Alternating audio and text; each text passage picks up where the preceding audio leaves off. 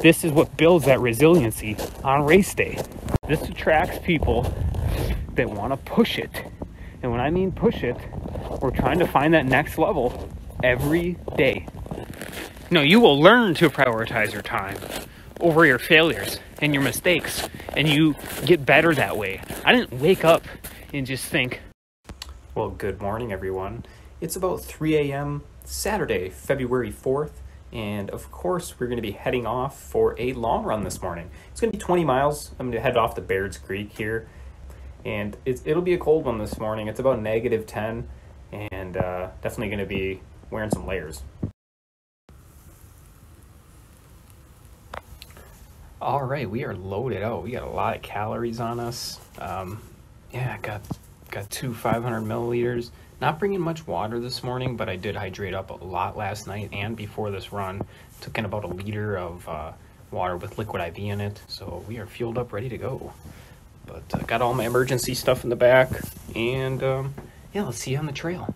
All right, we just got here out on the trail, and it's really hard packed. So it should be a pretty good long run out here today. Got some great moonlight, and I'm actually under Redlands right now. You know, one thing I really like to do when I come out here for these runs in the early morning is just work under headlamp. Obviously, you know, it's dark, not any movement out here. It's super early. You're not going to see anybody, so you know your mind can play tricks on you when you see things in the woods that, you know, oh, what was that, or is there somebody out there, you know?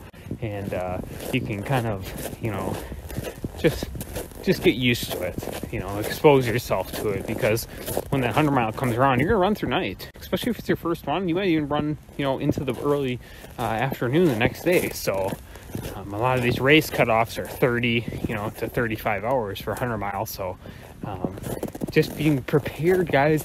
There's so many aspects to this, you know, nutrition, running under headlamp, you know, time on feet, and then, you know, simulating that race fatigue, which I'll get into in a little bit. But we're just about 5 miles in and feeling great. And the moon is just so bright this morning. It is about 5:47, but yeah, we're just waiting for that sun. But I want to stop and talk a little bit about simulating fatigue. So yesterday I did a pretty good leg day. Nothing crazy. I'm not going heavy, but I am doing 5 to 6 sets of legs. You know, hitting the hamstrings, hitting the quads, hitting the glutes good, and then coming out here and doing 20. You know, I'm simulating that late race fatigue. It's hard to predict what your legs are going to be like 80 miles in, 90 miles in, but you can kind of judge it pretty well if you come into a 20-mile run with some pretty sore legs. This is going to make your body adapt. You're going to get used to the feeling, and then on top of that, when you are completely rested going into the 100 mile, you're just going to be able to push that much further. Because you know what? When your legs do start to get fatigued, you're used to it. You've been here before. You know what it's like. And it's just experience, guys. It's experience on tired legs. It's experience with, you know, your ankle hurting. And just keep moving. Keep hiking. You know, the pain is going to go away. That's with any, like ultra running. You're always going to see, you know, the other side of that hill. You're always gonna find that sweet spot. You're always gonna get in these different kind of moods along the way, and that's just something that is so beautiful about this sport. Is you're always gonna find that other end of pain, and you might be there for 2, 3 hours, 4 hours, 5 hours, but it will subside. It will subside. You need to keep pushing. Don't give up on yourself. That's the big thing. A lot of people get into those, you know, those pain caves, and they can't get out of it, so they put themselves in kind of a mental storm, and it just brews into a do not finish. Don't do that to yourself, guys. You need to keep pushing. It doesn't matter if you're walking. Keep it going. And don't for a second think that I'm saying, oh, if you snapped your Achilles, just keep going. In 4 hours, it's going to go away, because that's not what I'm saying. You need to find out what is the pain from an injury and a pain from just moving these very long distances. There is a unique difference. And the only way you're going to find that out is coming out here, doing these back-to-back long runs, pushing yourself every time, and not making excuses. You need to get out here and do these long runs. You need to be on your feet 5, 6, 7 hours. This is what builds that resiliency on race day.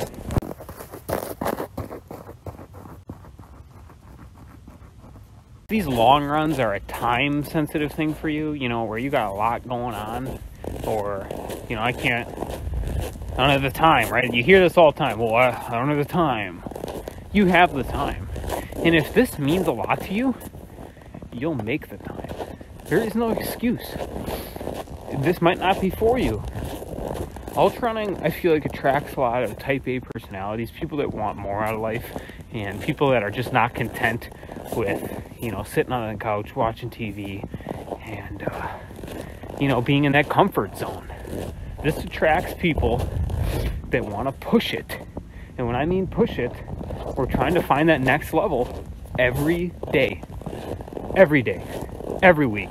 And also, I'm not trying to be some kind of gatekeeper that says, oh, you can't do this because you don't know how to prioritize your time. No, you will learn to prioritize your time over your failures and your mistakes, and you get better that way. I didn't wake up and just think, oh, I can wake up at 3:50 or I can wake up at 3 a.m. and just do these runs. No, this was a gradual building up of confidence over the years and prioritizing my time better and finding out what works for me. And it might be different for you. You know, you might have kids. You might be having a 10-hour job or a 10-hour day, you know, at your job. But there is room. There's 24 hours in a day, and you need to figure out what really matters to you. And if that's sitting on the couch watching TV, so be it. I'm not here to judge, you know. But if you're in this ultra game to just think that you can come out here and run 100 miles or 50 miles and put in minimal effort, it's not going to work that way. I also want to make it very clear that for me, ultra running is more than just the sport of running, right? It's, you know, it's finding that maximum human potential, that limit that you can go to, you know, that defies the science, right?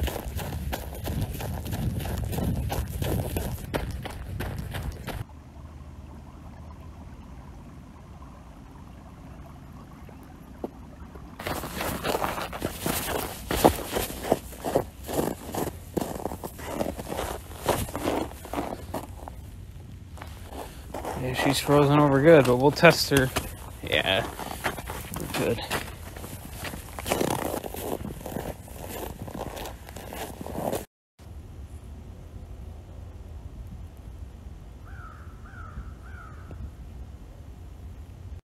And oh boy, does that sun feel good this morning. You know, when it's -10 and that sun comes out, it makes all the difference. Starting to notice it already in the snow, becoming more pliable, and yeah, what a gift to be out here. Absolutely love it out here. I'm a fan of all conditions. Rain, snow, really cold temperatures, hot temperatures. You know, this is what life is all about. Becoming accustomed to our environment. Well, I'm about 17 miles in here, and we got a mile left on the trail, and then 2 miles on the roads to head back home. But I'm going to wrap it up here today, guys. Hey, I hope you took something from this video today.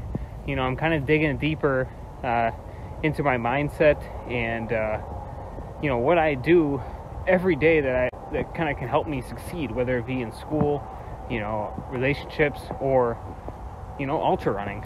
There's a lot of aspects to this, and I think that I can value people here on the channel by, you know, just kind of describing what I go through. And it might not work for you. Like I said, everybody's different, but I want to give out that perspective, and hopefully you guys can take something from that. So thanks for watching, and I'll see you again here soon. Bye.